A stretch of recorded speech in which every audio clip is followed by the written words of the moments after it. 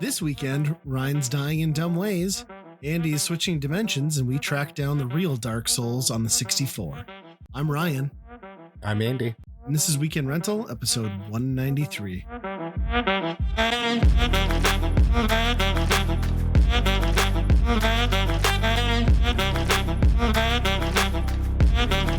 right, welcome back, everybody, to a very holiday-themed episode, I guess. Not so much that we're theming it after the holidays, but this is landing right before Christmas for all of you. So warm holiday wishes from us. Andy, how have things been? I'm sure hectic as it's been for a lot of us this time of year. Right. Yeah. Our big family Christmas was this last weekend. Oh, you get it over with. Yeah. So got that over with. My dad also had his 80th birthday at the same time. That's amazing. Yeah. So used to be, the holidays were really busy, but now on both sides of the family, it's like, well, we moved it, so now there's nothing to do. But how about you?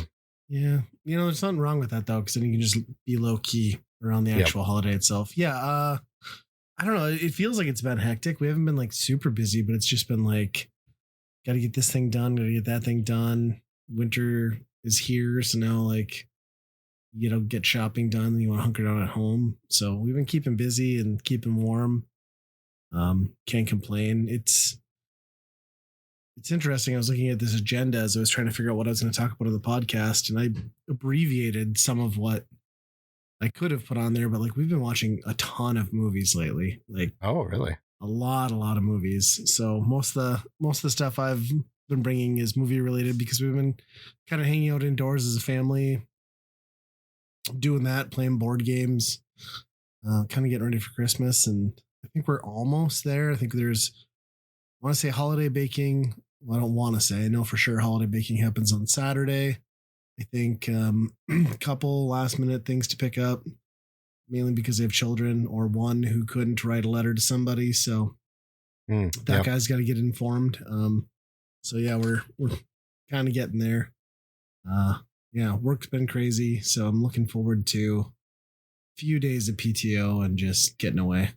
Yep. Which is, this time of year, I feel like at most places you work, you might as well just write off pretty much from the 15th to about the 5th.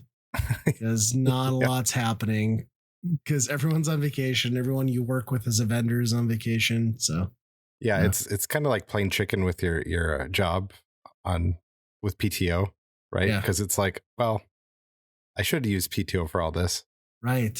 But nobody's clocked in or checked working in when they're there anyway. Yeah. My plan, because we get paid for half of Christmas Eve day. And like my full plan is to like open my laptop and start setting up the charcuterie board. And like that's probably the biggest achievement I'll get done that morning on the clock. I mean, I'll look at emails, of course, but yeah, it'll be interesting. I've had an interesting week with like a vendor. I won't get into like the logistics of what like I'm doing with this vendor, but like I reached out to a company like inquiring about their product, right? So like instead of a normal company these days where they just have like hey, book 30 minutes on my calendar, they don't give you that. They just give you like a submit a form, we'll email you. So I guess somebody emails us, asks us a bunch of questions that just like don't really add up. We answer them. They come back, add more questions. And I was like, hey, how about I just like set up a call with you so we don't have to do this bull crap? They're like, sure, we can do that if you answer these questions. I'm like, okay. So I answer those questions, reposting the other questions. Then they tag somebody else in and they're like, how about you give us some times you'd like to meet? I'm like, here's 3 times across 3 days that could work. And then they're like, okay, let us know which time. All of those are good. And I set that up. And then the following day comes around, well, today, and they don't show up to the meeting or the time I suggested. And then like 30 minutes after, they're like, I missed this. How about the other times the rest of the week, which were also in the email chain? So I just repasted them and they're like, that day doesn't work. How about Friday? I'm like, no. Oh my gosh. That doesn't work for us. So then 8 emails in, this new guy who just suggested this Friday time, like reverts to like, I want to get to know you better. How about you answer these questions and we move forward? And I was just like, I'm done. Like, I am done. Like, I don't like if this is what you are like on the sales pitch, I can't imagine what you're like when we've paid you and we're now live on whatever you sold us. So, and I'm not going to name the name again, but it's a name brand company in the space. And I was just like, I can't, like, I can't even anymore. That's amazing. So, wow. Yeah. So do you think it's just like they're going through some CRM that's just like, that's what I'm hoping. Boggling it all. Yeah. Yeah. But it's the worst I've ever seen, like by far. And I work with a lot of I do a lot of this in my role. And I was just like, I just can't imagine. I think part of it might be they're like the type of platform that I think relies heavily on their platform being integrated in other things and like run through APIs. However, that's not a good look. And if I run across somebody else in the space who's running you in the background, I'm probably not going to want to do it. So, yep. Yeah. Oh. So that's been my week. Actually, it started last week. And I got to the point on Friday where I was like, I'm not talking to this person until next week. And then it's been 2 days of that. So, wow. Yeah. Adulting. So, yeah, I'm at the point where I'm just like ready to check out. I got Friday off. Next week's basically a wash. I'm just over it. Yep. Yeah, I think I'm taking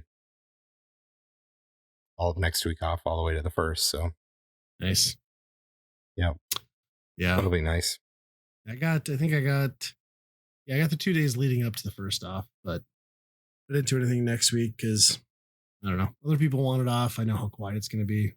Not going to work. Nothing blows up. That's the thing. Like you're not doing anything anyway, right? Yeah. Nothing productive. Yep. But speaking of nothing productive, let's talk about we'll start off with one of the movies. We'll start with 2 because they're tied in. I'll just lead into my movie watching before we get to the other stuff that's gaming related. But I watched a couple of holiday movies. I don't know if you've paid attention to what's coming out around here, but there's a couple of new Christmas films this year. One of them, I want to say it's a Hulu or a Netflix or Disney. I don't know which platform it's on. I saw it on Plex, but there's the new Jack Black film, and it's Dear Santa. And the whole premise is a dyslexic kid writes. I'm dyslexic, I guess. He writes a letter to Santa, but he's dyslexic, so he spells it Satan. And his Santa list goes to Satan. And then a la Jack Black playing Satan, Santa Satan steps in, and yeah, it's what you'd expect. So it's like, this demon cosplaying as Santa trying to like help harm a kid who's like this hopeless, desperate nerd, struggling through whatever middle school hell he's in. And yeah, it's a pretty good film. Like, I haven't seen or heard a lot about it, but I could see it being one of those things like Elf, where in a few years, like, people are going back to this one. It's going to come back. Yeah. Yeah. It's very solid. Jack Black does incredibly well. The child actors they get in this are great all around. There's a story arc that involves Post Malone, which I find a little bit questionable for the age, but apparently Posty's very big with middle schoolers. I don't know. He's in the film, but yeah, it's pretty good. Ben Stiller does make an appearance, so I have to like knock it down at least a slight peg because I can't stand that man. But given his relationship with Jack Black, it's understandable, I guess. Yeah. At least in the cinematic universe. It's a lot of it's that type of movie where a lot of his buddies kind of show up type thing. Not even. Like, he's really the only one. And I don't know why, but yeah. Like, Jack Black he's not Jack Black as you would think. Well, he is as you would think him, but not really. Like, he really leans into like the demon character pretty hard. So like, he's still, boopity boop boop boop, Tenacious D Jack Black, but not as hardcore. And again, like, the kids just kind of steal the show, or at least the main kid who's, trying to make good. The whole thing is the demon comes in trying to like, well, I read your list, but I didn't read the whole list. I don't have a bunch of time. Like, he's like, and he realizes quickly the confusion that this kid thinks he's Santa. And then he's like, well, I'll grant you 3 wishes. I'm better than Santa. You know what I mean? Like, and then, the third wish, of course, coming at the cost of your soul. But That's basically the plot of the movie. And then there's a dead sibling involved. You can kind of figure out how this whole thing goes, but it's an enjoyable ride. Yeah. Recommend watching it with the kids. My wife was bawling by the end of it. I was like, you knew it was coming. I was like, you saw it. Like, you knew exactly what was going to happen. Huh. So, I don't know. Isn't the Pick of Destiny, isn't that like saving the soul from a demon too or something like that? Yeah. Yeah, that's actually not that far. That also had Ben Stiller. So, yeah. It's Kyle Gass is not in it, though. Yeah. Oh, wow. Yeah. Maybe after the whole touring fiasco recently, he was, although this is probably shot way before that. But yeah, it looks, it's a good movie. I recommend it for the family. I guarantee you it's going to be better than that Minecraft movie that he's in. Oof, yeah. And then again on Plex, because I'm not going to go to the movie and see this thing, but that Red One movie that is out now. For anyone who hasn't seen that, it's a holiday movie, the big blockbuster in theaters. I don't know if I'd call it a holiday movie. I'd say a movie studio has a contractual obligation with The Rock and probably, I forget his name, but the guy who played Captain America. And they're like, well, we have these two people. If those two characters were in a movie, what would it be? And then can we sprinkle some Santa on it? And that's basically this film. It's a big Michael Bay explosion type, fits those characters, buddy, good cop, bad cop, cop dramedy or dramedy. Yeah, it is a dramedy. It's a drama and a comedy sort of thing. I don't think it's even really geared towards kids. I don't know that I would like let young kids watch this. It's a movie that did not need to be made. I certainly didn't need to watch it. Had I not gotten it for free on Plex, I don't think I would have watched it. Well, I know I wouldn't have. Pretty forgettable. And it's, of course, it's like 2+ hours long, you know? Oh, yeah. And that's kind of what I took from like the trailers and stuff, that I was like, this just does not seem like it's geared toward kids, which should be like the holiday movie thing. Yeah. And there's a lot of big name actors, even like the supporting characters are well known people. But I feel like it's one of those things where it's just like somebody called in a favor. They all have contracts, like holiday movies. Let's do it. Yeah. It seems like I think it might be on Amazon Prime now. Oh, too. That could be, yeah. I don't know if it's an Amazon movie or not, but it just seems like one of those like Netflix where they got Ryan Reynolds for 3 movies and they just got whatever scripts and came up with a movie, right? It's better than whatever that Ryan Reynolds, Will Ferrell thing was last year. I will give it that. Okay. The only thing I really took major issue with was the guy who played, I forget the actor's name. Someone's gonna be yelling at us listening to this. But the guy who played Captain America. Chris Evans, yeah. There you go. He plays like the deadbeat distant dad stereotype. So at one point in the movie, he goes to pick up his like early prepubescent kid, and typical movie fashion, like, you know, pulls up deadbeat dad style with the beater vehicle, like backfire, pop, pop, pop. It was my car. It was the exact same Trailblazer that I drive. I was like, fuck you, movie. It's bullshit. Yeah. Like, it's paid off. Maybe I don't want a car payment. Don't judge me. Have you seen Deadpool 3? No. Okay. Well, the Honda Odyssey van makes a pretty prominent character in that movie, and yeah, they make fun of that a good deal. Is what you're saying. Yeah. Okay. Good. At least I'm not alone. Felt very bad because his windshield was perfectly intact. Mine is not. But you know, it doesn't backfire, so I guess maybe that's true. Out. Yeah. I don't know. Yeah. You don't see that too often anymore. Like if a car's backfiring, there's the modern cars don't do that too often. No, yeah, that's true. It's a very late 80s thing, I think. But yeah, well, that's been my movie watching experience. What have you been up to? I've been playing a game that's almost a movie. Oh, I know where you're going. Yeah, Indiana Jones. In some cases, you are playing the movie, which is pretty crazy. And this is like pretty much the only thing Xbox has had going for it in like 9 months, right? Yeah. Yeah. People seem to like it. How do you like it? I think it's great. Okay. Yeah, they got it's pretty crazy that they have Harrison Ford's face in it. And it looks pretty close to how he looks, and the voice actor they got does a pretty good job of it, of sounding like him. So it's pretty cool that they meshed all that stuff together to give you that almost authentic experience.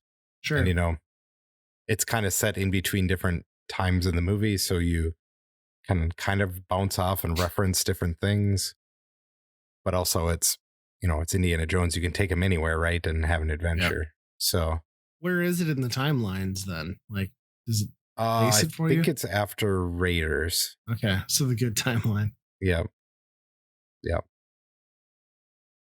But yeah, they start you off with a kind of a pretty cool prologue, and then they take you to a few different places. One of them was the Vatican. I think I'm in Egypt right now at the pyramids. Sure. But they give you a nice like hub, kind of like really detailed semi-open world area, and it's packed. It's very detailed. It's got like pickups and secrets and a whole bunch of stuff everywhere. So you really kind of get to dive into, if you're at the Vatican, you really dive into the whole area. Okay. Do all the different side quests, find all the secrets, climb everything, that you can, basically. Do you kick open a door and there's an altar boy and a priest with his robe down? Not quite. I don't think they touched that. Which, yeah, I mean, I guess pun intended. I mean, I guess when you have Nazis in the picture, sure, already. It does pretty heavily go into like, Catholicism. Like they're pretty in bed with Mussolini at the time. Sure. At this point, so like, they're definitely not like the good guys in this. At least most of them. Now, like, I've installed this because I was excited about it. I haven't had time to play it, and then I saw like it was a Bethesda thing, right? But it is an action adventure game, not a like RPG heavy style game. Have you played the Wolfenstein games lately? Any of those? Yeah, I mean a long time ago, but yeah, so like that. Yeah, I forget that they do stuff like that too. Yeah, that's true. It's those developers that are doing that did this. So more traditional gameplay. Yep, it's very much action. A lot of melee. Like picking things up, even like throwing punches and stuff. He can, but that's kind of lame, right? Yeah. Only if he's got a lot of bullets. Yeah, that's true. It's too lazy, or want to be done that day. It's kind of bummer. Like I kind of wish they would have got Harrison Ford to do the lines. Could you imagine how like grumpy he would have been through all of that? Yeah. Well, that's the thing, though, is I suppose like, well, I mean, I guess it's not true. He just did that most recent movie, but yeah, his delivery is different, I feel like, than it was during the peak of these films for sure. So Yep.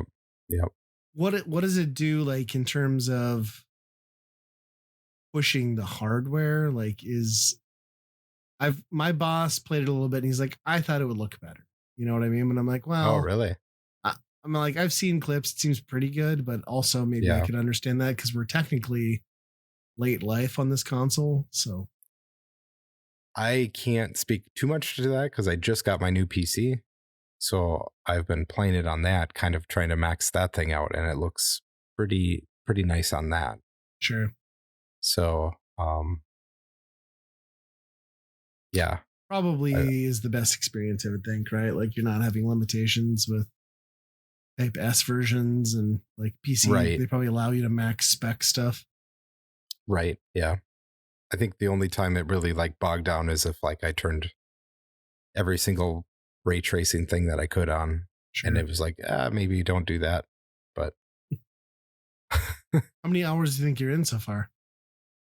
Ooh, probably 10 or 15. I'm wondering how many areas there are. There can't be 4 at the maximum, I would think. Sure. Um, So not including the prologue, but is everything a big open world, like explore the area, find the objectives, or is there like some linear pathing stuff?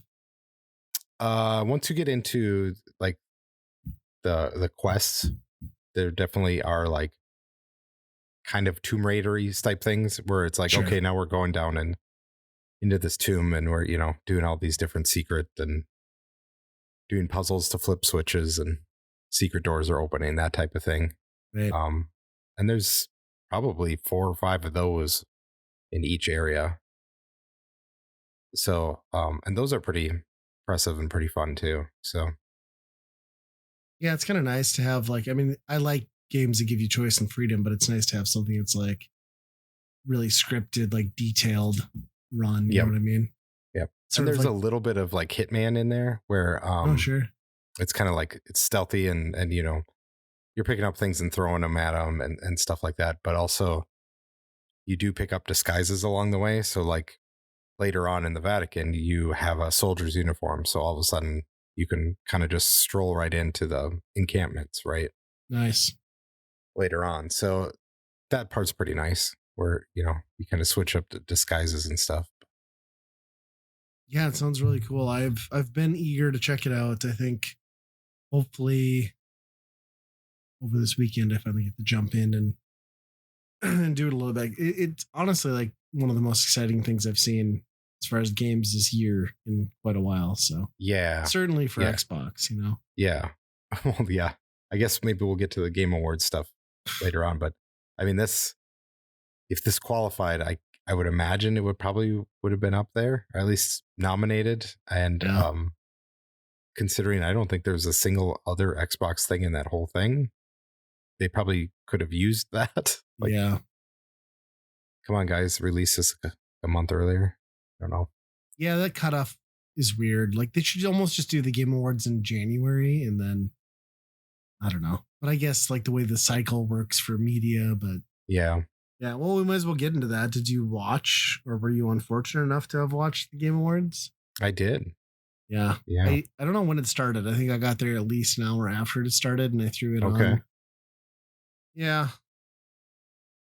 I, I still question like it if that's a Game Award show because like it's just continued to be the thing where it's like, well, we're gonna do this like musical act or like trailer release, and then in the 20 seconds I have between things we're announcing, we're gonna like breeze through all the categories and who won uneventfully and to no applause. You know what I mean? Yeah. I mean, yeah, there's so much stuff that you could skip. Like, I don't understand the Like all musical of Snoop stuff. Dogg. Yeah, I don't understand why that's a draw, I guess. Mm-hmm. I don't think there's that many people that were going to tune into that, like had it on and be like, this is boring. Oh, Snoop Dogg, never mind. I'll keep it on. Right. You know? Yeah, I haven't heard gin and juice enough in the last 35 fucking years. What the fuck? And I like how they pictured it as new music and needed like 30 seconds of an okay song. And then went to gin and juice. And I was like, all right. Yeah. Yeah. It continued to be just like the Gong Show that I feel like it's turned into. It's not about the industry, it's about announcements. Right. Really surprised and cautiously optimistic about the amount of stuff that like for some reason Sega and Capcom decided to like put money and time into, because I guess Yeah. Capcom, I feel like that makes more sense since the Monster Hunter stuff has like started printing money for them. Like they probably feel like they have the financial backing to like maybe take a not major win, but the stuff that like Sega's putting on, I'm like, I still don't like. I still don't think that stuff's gonna work out for you. Like, Yeah, Virtua Fighter. I mean, that's big. Other countries, I guess. I mean, sure, in Japan, but like it's another huge, but- Sonic Racing, it's like, yeah, I'm tempedly excited. Yeah. So this, if you're talking about all of the announcements, like this one was almost made for me. Like every single Sure. thing that they released was just like, oh my gosh. Well, yeah, This because it is was amazing. everything you'd loved in like the PS2 era that like everyone forgot about. Right. Yeah, I thought it was great too. But I'm just like, not everyone's a 40-year-old gamer. You know what I Right. mean? Like, Yeah. who remembers Okami? Nobody. So my dog, I just got my puppy not long ago. It's white. And I brought up the Are you telling me possibility you of named your dog? Amaterasu Okay. or Okami. Well, Yeah. my cat's name is Cammy, so you can't do Okami and Cammy. So I said Amaterasu, and then she's like, "What? What is that?" And I'm like, "Oh, never mind. It's from some old game that nobody's ever going to know anything about, right?" And then now they announced a sequel to it, right? Yeah. A couple days later. Yeah, that one's wild. Is it Onimusha? Is it the Capcom like survival feudal thing? Well, let's just take a minute there. Like, it was so like 2003 video gaming, because every trailer, like, well, not every, like 75% of those trailers opened up with a feudal theme and a protagonist with a sword. I was like, what are we doing? Like, I mean, I'm not opposed to it, but like, this is like what I would have expected generations ago. Like, it's just so wild. Yeah. I was not that long ago where everybody was craving that. They were like, when is Assassin's Creed going to do a feudal Japan? And now it's just like everything is feudal Japan again. Yeah. And there were like a couple FPS projects thrown in there, but like they weren't the focus like they would have been 5 years ago. I do think the hype over that like Shadow Labyrinth, like quote unquote Pac-Man reboot is like the lamest and dumbest fucking thing I've ever seen. Like, okay, you made a Metroidvania and you like slapped a little like Pac-Man figure who follows you around loosely. Like that, like you didn't make a Pac-Man game. You made a Metroidvania and your Namco Bandai Namco. So you're like, well, we'll just slap some Pac-Man on that shit. Like, fuck that. Yeah, that's a little weird. That game will probably be fine, but like to call it a Pac-Man game is a bunch of bullshit. I don't know if that's related to, I mean, this is the other thing that I'll get into later, but Secret Levels is that Amazon show. Sure. There's a Pac-Man episode that's very similar to what that looked like. So I don't know if that's like piggybacking off of that. Okay. Yeah, that could be. Yeah, I mean the one that probably surprised me the most though was that somebody is giving money to let the Last Guardian and the Shadow of the Colossus guy make another game. I missed that one, I think. Yeah, that was Epic Games is letting him make another game. And do they know it's going to be 12 years before it gets released? Exactly. It doesn't even have a name. Oh, that's good. 20 years? Okay. And we'll see it on the PS 8. Yep. So I'm excited for that, but whenever that comes out, who knows? I'm the guy who owns multiple copies of Ico, Shadow of the Colossus, and The Last Guardian, and I've played 0 minutes of any of them. So yeah, on my to-do list. But they're tough to get into.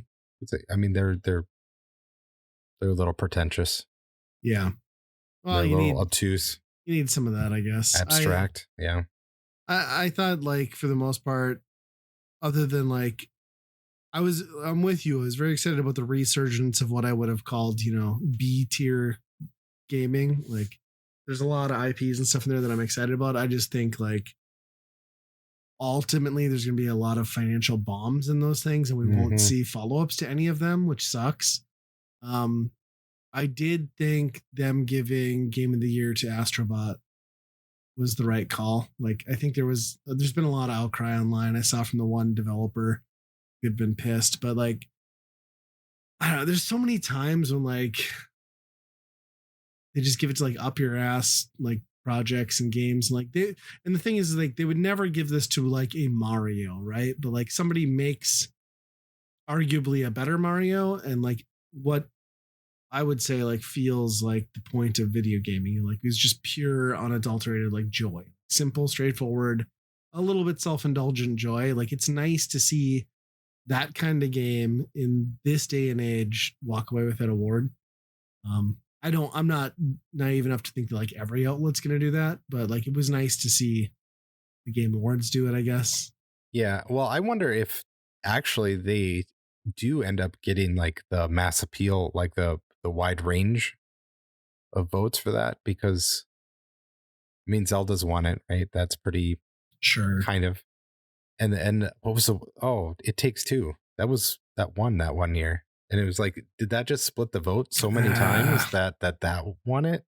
I don't know. mean, by that logic, Balatro should have won it this year. I mean, I just think that was a bad choice, to be honest. Yeah. But still haven't played it, so I guess maybe I shouldn't be so judgy. But I really like Balatro. I don't think it's a game of the year.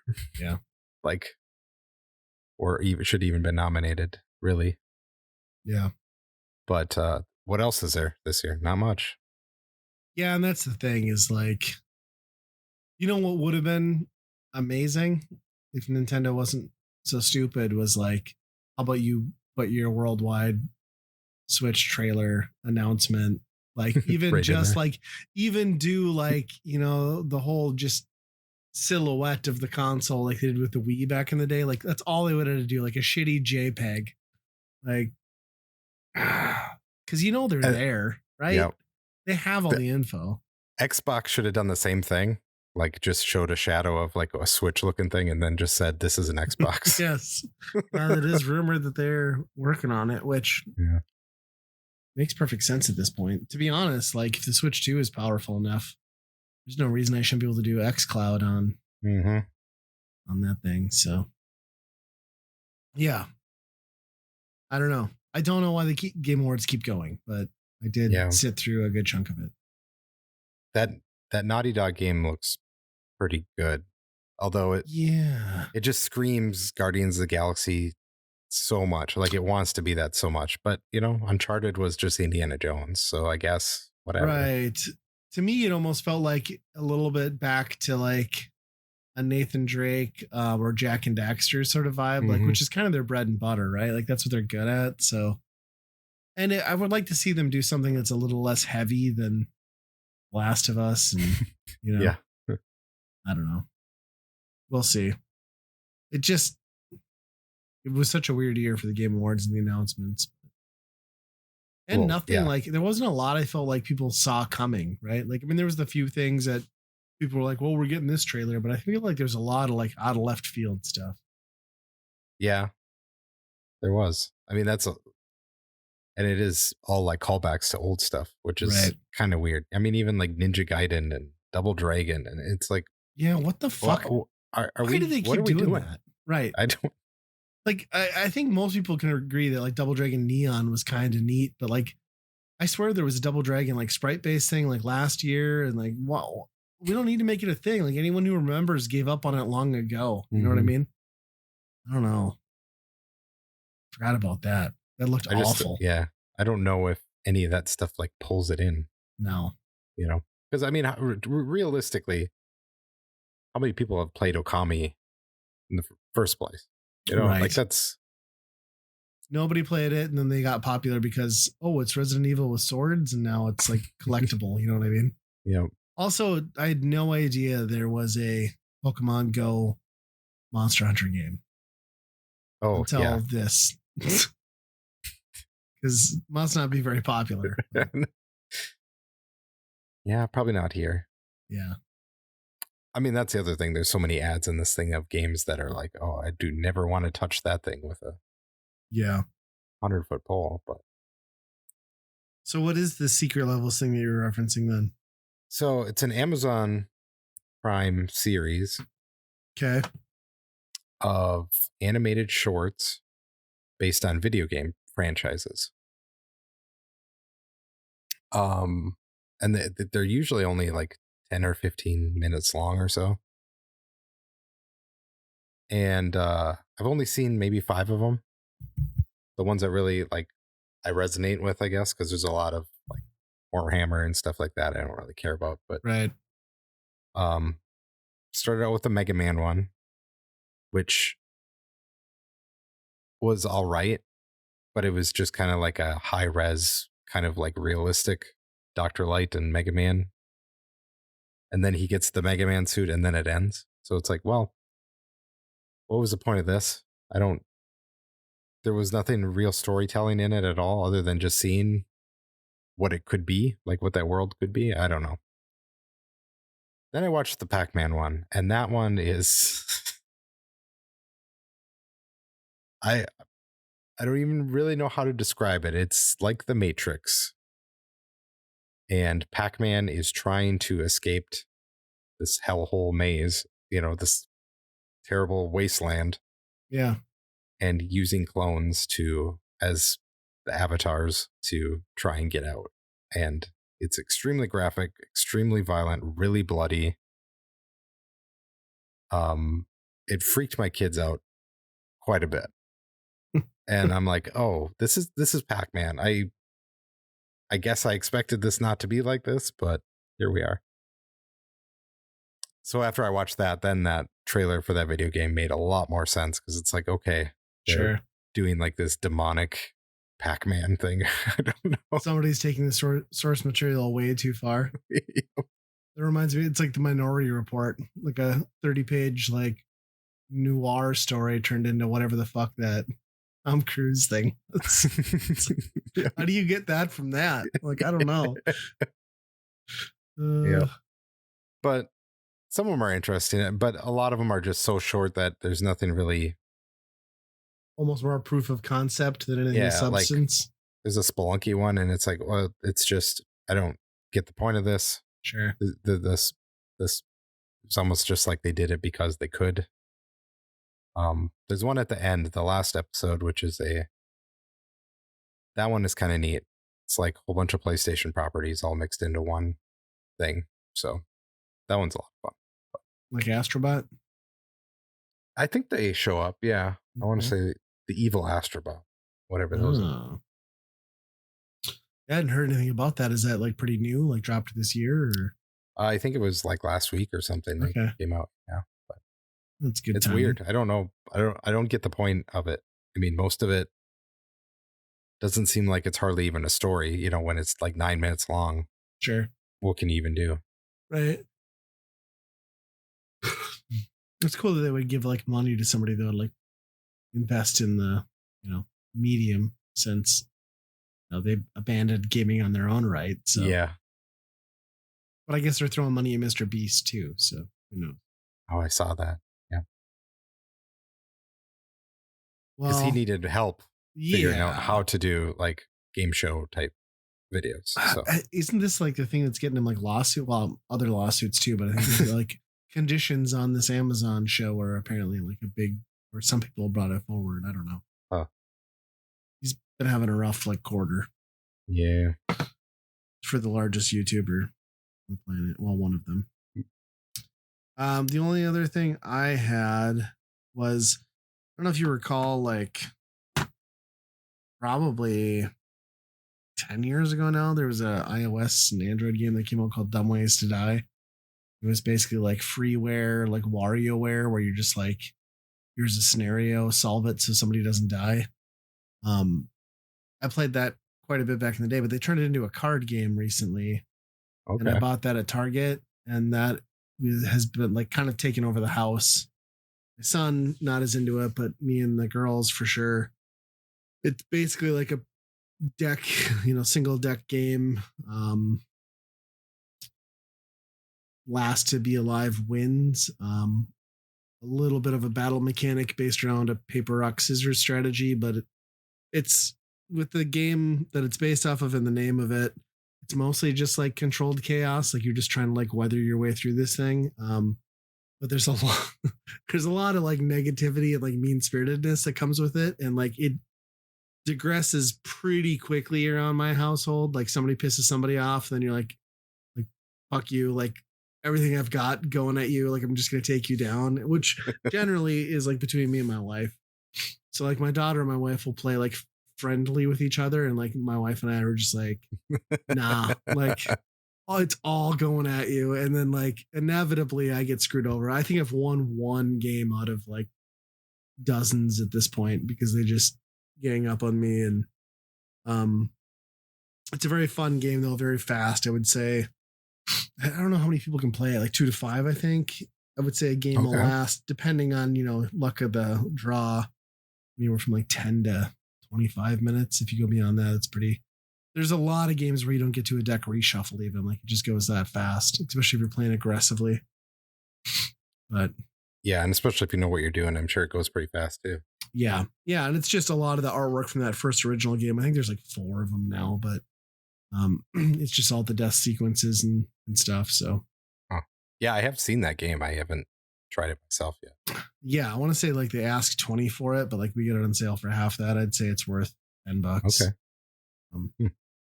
Yeah, pretty good one. Pretty popular. We'll be playing it more over the holidays, I'm sure, to devastating effect. So yeah. As long as it turns into like fights outside the game, then it's a problem, right? Oh, it usually does. Yeah. Like my wife and I hold grudges. Like, yeah. Well, we keep getting into arguments about, so there's a card.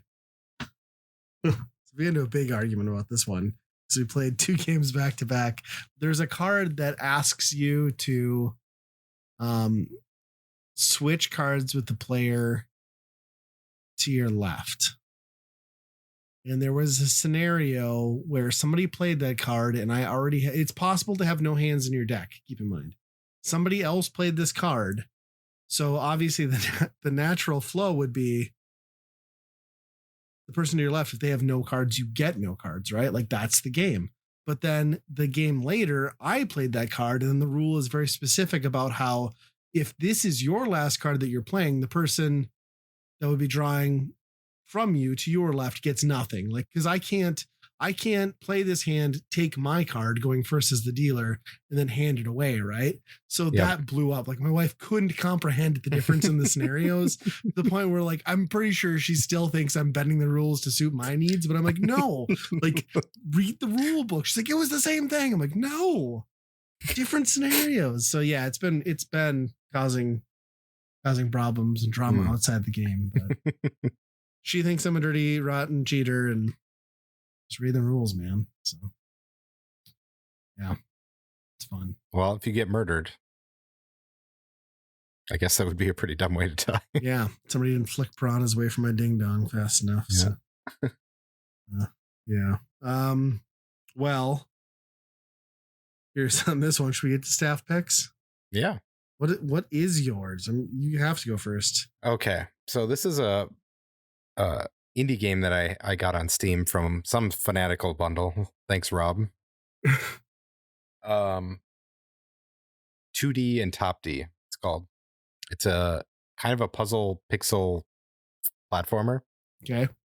Where you control 2 different characters, and the gimmick is that you switch between the characters that you're controlling, and it stops time for the other one.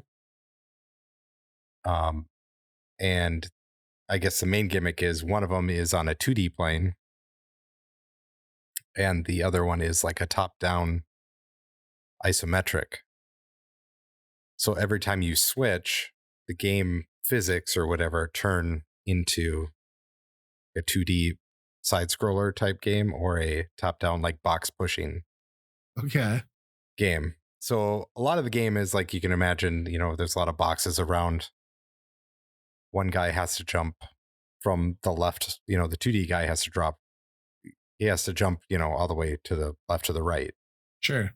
Over a pit or something. So you're basically like jumping with that guy and then stopping in midair.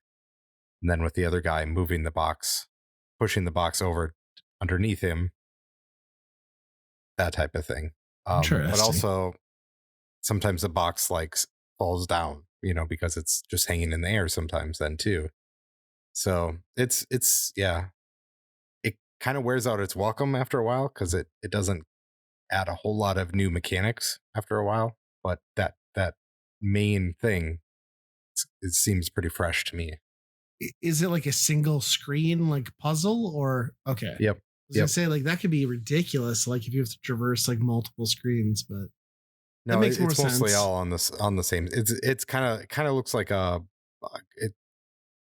like a Super Meat Boy type thing. Sure. But yeah, you're switching between the 2 characters and the planes that they're existing on.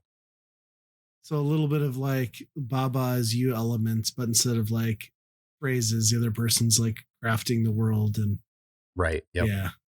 Yeah, I could see how that would get to a head at some point where you would be over that. Yeah. For the most part, it did get into one thing that I did enjoy was there's enemies. So when there's enemies on the 2D plane, they're just going left to right or whatever. But once you switch to the top-down view, then they chase after the person that's, just running around Zelda-like, right? Oh, gotcha. And then you switch it back, and they all fall from the sky. So you can use that to set them up to their own demise to some extent. Yep. Okay. So you can like move them around to a pit or something like that you want to throw them in. That's pretty cool. Yeah, that's kind of fun. Yeah, it sounds like a fun one. I had never heard of that. I want to say I looked it up. It's $20, which seems a little high for this type of game, but I'm sure that's it goes less on than sale. you paid for the whole bundle, huh? Yeah, pretty much. Yeah.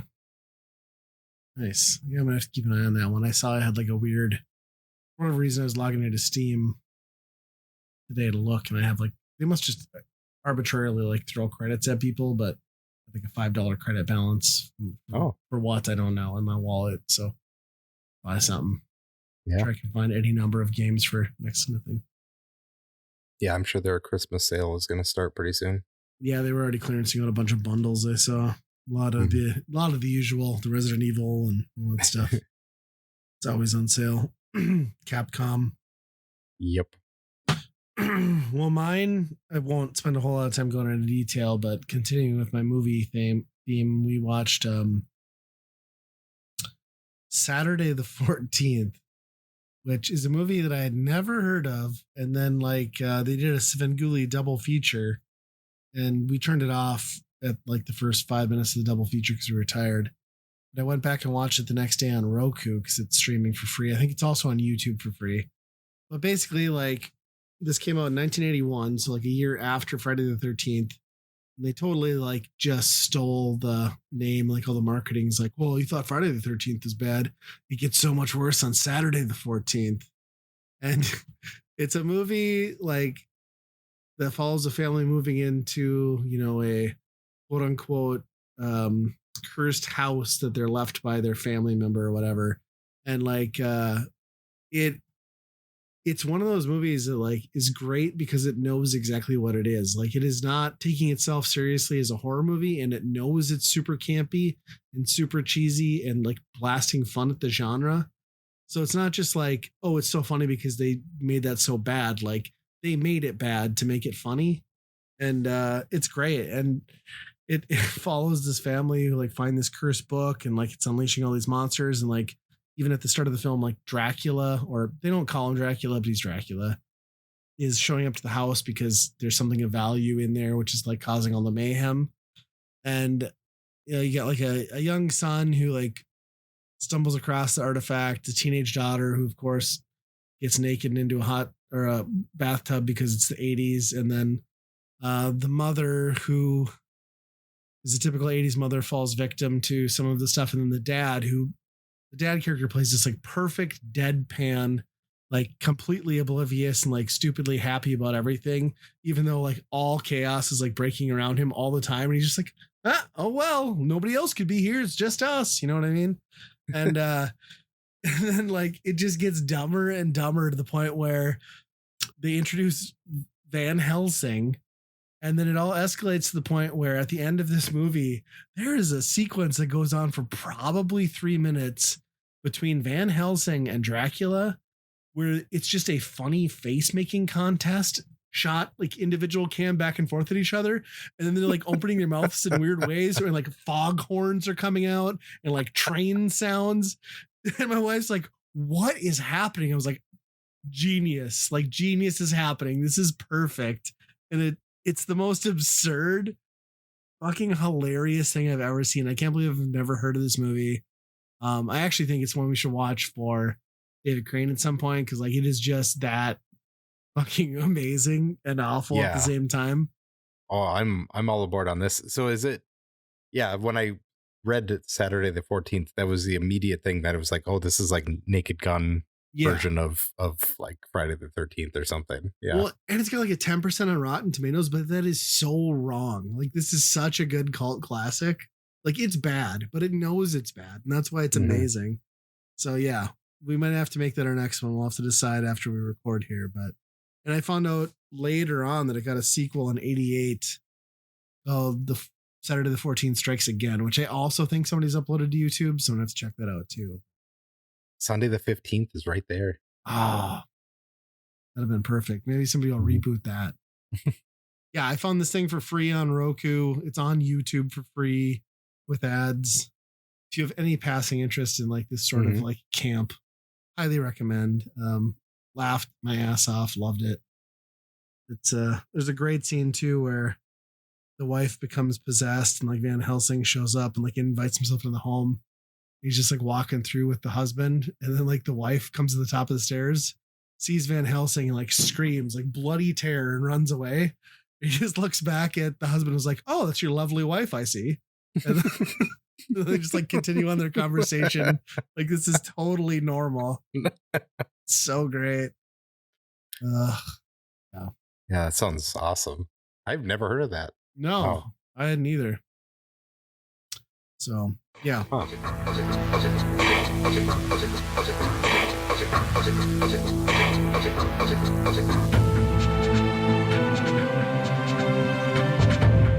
If you're having a good time with us at Weekend Rental, I think you might enjoy all the great geeky stuff found on the Geekade Podcast Network.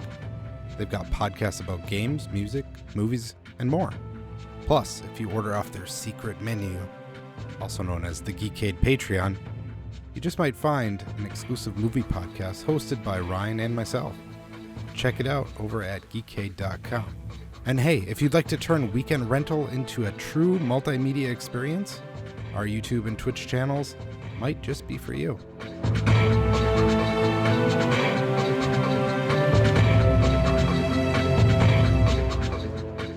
All right. So the Weekend Rental, as always, we pick a game for a given system. We'll play it, give our opinions as to whether we would personally buy, rent, or burn that game. By burn, we mean light it on fire. We're visiting my favorite console of choice, the Nintendo 64, and we're talking about Shadow Man, made by Acclaim. I think it came out in 1998 for the 64. It was also on PC, and I think it made it to PlayStation in 99. Dreamcast, I think, too. Dreamcast, I think you're right. Yep. Yeah. Yep. I guess it's based on like a comic book franchise that I'm not aware of. But you play as like I don't know, half living, half dead, like voodoo New Orleans sort of style character who is tasked with going to explore the dark side, the city, which is just like the city of death, I guess, which is now being overrun because Jack the Ripper has decided to like kill himself and build a tower of pain. For some reason was the loose plot I got. Here's the thing. This type of game was very prevalent. You know, the third person perspective, like more gritty, mature content, like Demons, Souls. This is basically Legacy of Kain, but on the 64. There's nothing inherently wrong with that. What's frustrating with that is as much as I love Legacy of Kain, those are games that have not. Well, I'm speaking of Game Awards getting remastered, Legacy of Kain, but those are games that like you don't necessarily want to revisit because while they pushed the hardware to the limit at the time, and they were incredibly popular genres and styles of games that made good use of hardware limitations, they were also the blueprint for 3D gaming and adventure games in an era where that all hadn't been figured out. And we didn't have dual stick controls. So like instantly you're going back into just like muddied, shitty textures. No fog. I'll give the game the credit on that. Yeah. No fog for like incredible game engine. But like the type of controls you would expect where virtually every action's on one analog stick, auto aiming, it's just it's not some like they're best left as like great memories. They're not things you want to play in 2024. Yeah, they they remastered this, Mm-hmm. so like I saw that, somebody thought they want to play this. and that got good reviews too. So did Yeah, the 64 version. The 64 version got yeah, acclaimed review. yeah. Which yeah, it starts out. I mean the voice acting, the amount of Yeah, voice there's a lot of samples in a dialogue. 64 game is crazy. Yeah, Um, and yeah, it's got decent graphics. Yeah, the textures aren't great. no, they're bad. But and it's a little bit probably more blurry. It's one of those probably trade-offs with the PlayStation. I'm sure the PlayStation is like, I can't imagine looking at that thing because I'm sure everything's waving around, like all the Right. textures are going weird with that much stuff. But yeah, I got lost quite a bit in this game trying to figure out where to go. Yeah, it is not linear. That to its credit, they give you a lot of Yeah, options. I mean, it's not GTA like open world, but there's a lot of paths that are available to you right away. yeah, and it's Zelda-ish, I Yeah, guess. Maybe like Metroid. I mean, you need a thing to get. yeah, You need an item or something or a power up to get to certain areas, right? yes, Um, which I didn't get far enough to really explore that. But that's kind of cool to have different, like a hub world. yeah. But it doesn't give you any map. It doesn't let you do anything. It doesn't tell you where to go. There Yep. is nothing going on in this game. And a lot like Legacy of Kain, it's got like the light and dark world, like where if you die, you don't die, you just go into like dead side, and you know what I mean? Yeah. Like, that's neat to see. It Yeah, doesn't help yeah. when like a lot of they like again, probably a limitation of the hardware is like areas are generally using the same color palette to texture virtually everything. So you like that doesn't help with your confusion on where to go. And I don't think there's not a map, right? Like there's not like a map in the No, lower I don't corner to think so. show where you're at. So Yeah, that would have helped a lot. But yeah, I think that was the main thing, especially in the first open area. You're just kind of like, everything is kind of brown, so you yeah, can't really tell where you're going. There's a lot of like bridges going over places you've already been, and past the left and the right, and you're just not quite sure where you've been and where you're supposed to go. Especially if you keep dying, right. and then coming back. I will give them credit, although it does start you at the beginning where you were.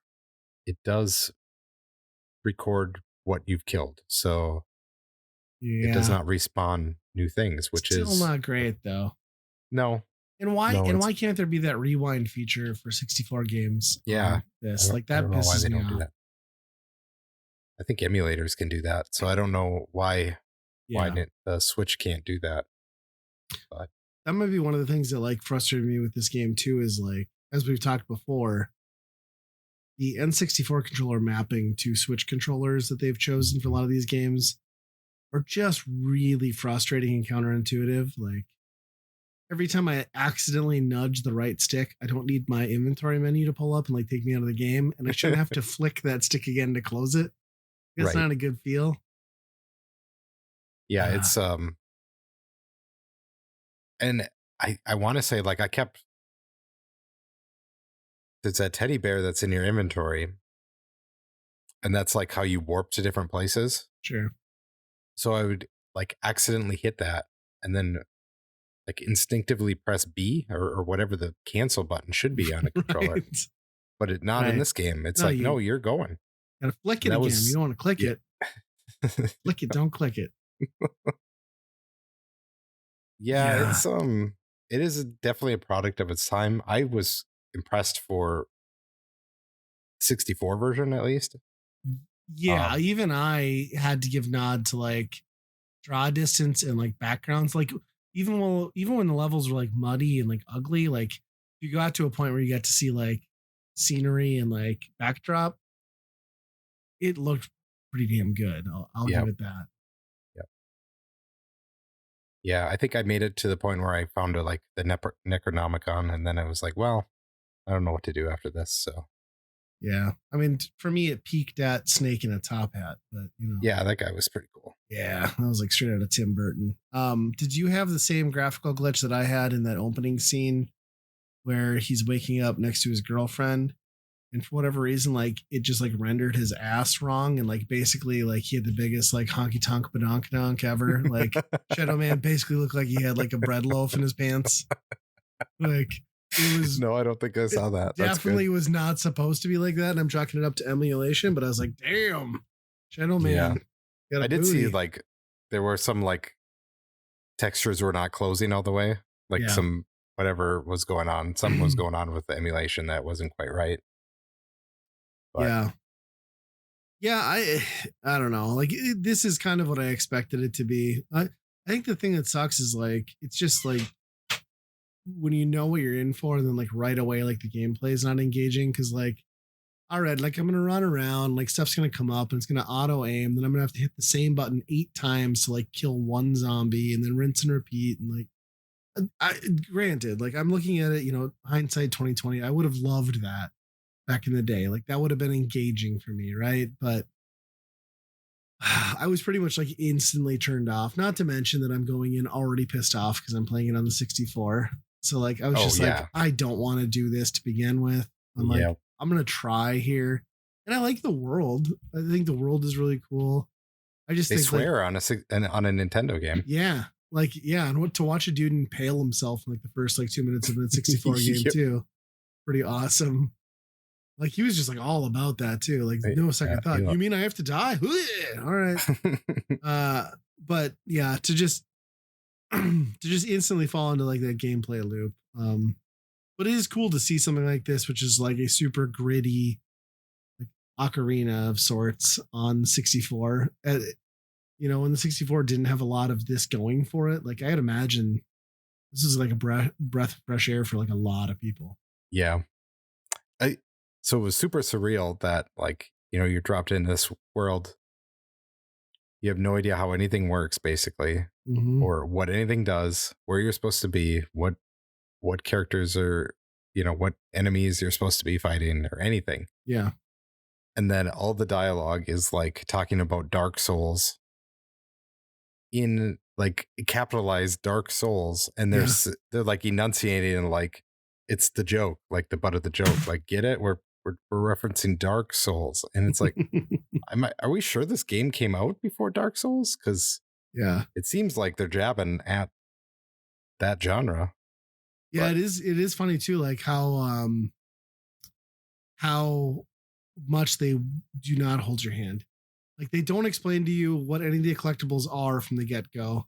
I mean, you get into stuff, but like there's no reason as to why you're collecting any of it. Like you don't really know what controls your health. They don't elaborate that like maybe just pushing on a wall or a door will open it. It's all just expecting you to like be a gamer and just like test everything to make sure that's going to work. You know what I mean? Which took me a while to even figure out how the gun worked. Yes, me too. Yeah. Yeah. Yeah. And like I was in that area forever with those damn Rottweilers, like in that, like outside that church. I was like, where do I go here? Until I finally just like walked into the door that I assumed that I needed like a key or something to open. It's like, oh no, it just swings open. Like, this is great. Like, thank you. Yeah. Yeah. I think my biggest takeaway was just like, I felt like I was playing a claims answer to Eidos's Soul Reaver. Like it just very much felt like, because those would have been right around the same time frame. So I don't know which came first, maybe, but like that was my first experience before this game. So like I just kept referencing everything to that. Yeah. Very similar in tone. Yeah, for sure. Well, what do you think you'd give this one then on the scale? So we played an Acclaim game on the N64 on the show already. That being Turok. Yeah. And this is I would play this 1,000,000 times over Turok, even though there's more action maybe in Turok. This game is even for how little it tells you what to do, it's way better to play. So I think I have to give it a rent. Um, if it had like even some sort of like breadcrumb or mini map or something, on the to kind of guide me to go somewhere, I think I probably almost would buy this game, especially for 64. Yeah. Like if we're talking about, the PlayStation 1 version, maybe not, but in the context of 64, I think this game was pretty good overall. It's just like you said, it's tough to go back to. Yeah. Yeah. I think I'm right with you. I would give it a rent. I think its biggest crime probably these days is just like it is not a control style or gameplay style or graphical style that ages well and is conducive to enjoying now. But yeah, fundamentally, I had no problem with what the game was doing or the action. Like, I mean, yeah, it was kind of fugly and like didn't control great, but like it was still a game that was progressing through. Well, I was fighting it a little bit because of its age. It was perfectly fine. I would give it a rent. Yeah. And I agree. Like back in the day, had I played this probably would dip more towards a buy for me. I mean, it really does remind me so much of Legacy of Kain Soul Reaver. Yep. And I like the world they've got it set in, like that's a good, stupid video game world, like good, evil, heaven and hell, demons. Like you can do whatever you want.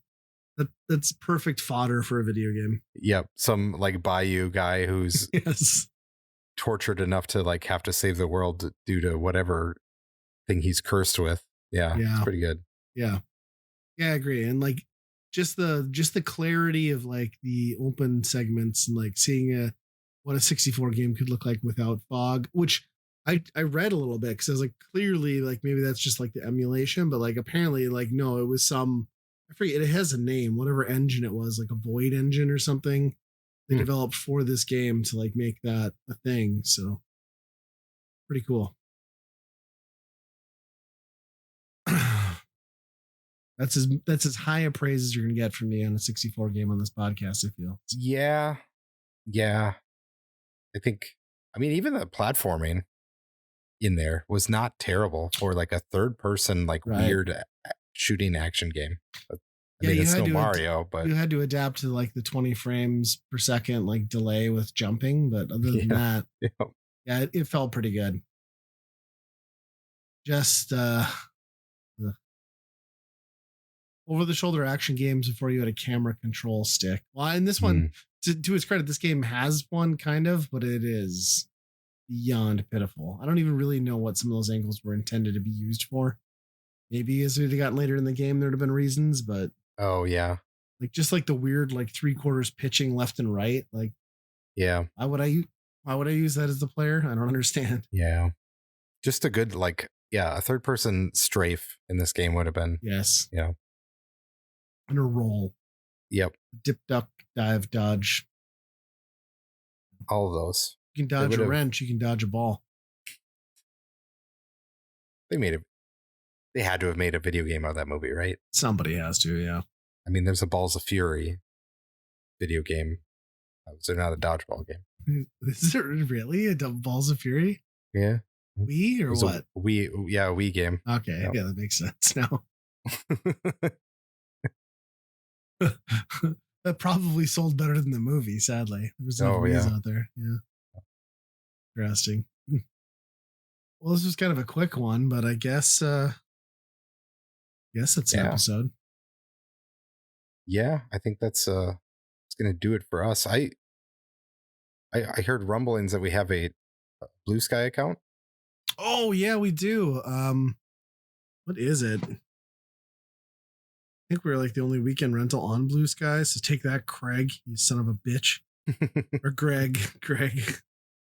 So yeah, I don't really like we're at weekendrental.bsky.social, which I don't know why Blue Sky has like the weird dot stuff at the end. We're the only weekend rental on Blue Sky. You'll find us. Has our same logos and everything. It's just Weekend Rental Podcast. I'm not really sure what's going on Blue Sky yet. It seems like a lot of people have moved over, but it also seems like not a lot's happening. I don't know. We got like 30 followers over there. We'll see what happens, but we're there. I haven't even moved over there yet, so Yeah, I should. it's another Twitter. Yep. But not owned by, at least as far as I know, a giant billionaire oligarchic piece of shit. Or the Not greatest guy ever. I don't know. Depends on how much you like the Doge Department of the United States government. So Yeah. I guess we're on Twitter still. for there, I yeah. don't know for now, but I'll continue to cross post. I just probably won't engage as much on the other one. Yep. Also check out the Geekade Patreon Mm-hmm. and all the cool podcasts that are kind of on the same network as us. If you like what we do, we're gonna have a lot of crossover, that's for sure. And our email is weekendrentalpodcast@gmail.com. But you know what? Till next time, be kind, rewind. Yeah. Happy holidays. Happy New Year, everybody. Yeah.